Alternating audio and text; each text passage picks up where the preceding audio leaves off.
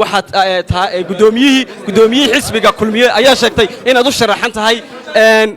deegaankaagu maxamuud maxaashi ayaa furtay urur oo halkaas ay badankoodu raaceen ma ka quusatay hankaagii mise waxa weli aad u taagantay hankaagii gudoominimo ee xisbiga kulmiye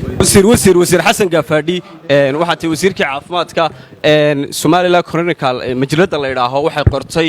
in ay jiraan shakhsiyaad si gaar uga faa'iideystay baaritaankii xanuunka COVID-19 oo lacagtu ay ku dhacdo jeebadahooda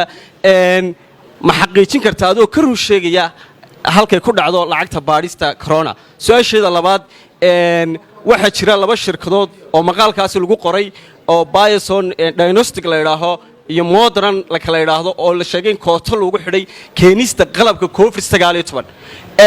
adigu waxa tii wasiirka caafimaadka ma xaqiijin kartaa cidda kootada ugu xidhay iyo shirkada bismillaahir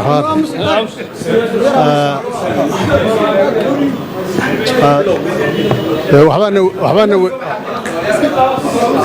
waxbaana weydiisanay idinku dahabuuqine aan idin jawaabno horta waa marka hore anigu cidda aad leedahay cid baad jawaab wax ku shubatay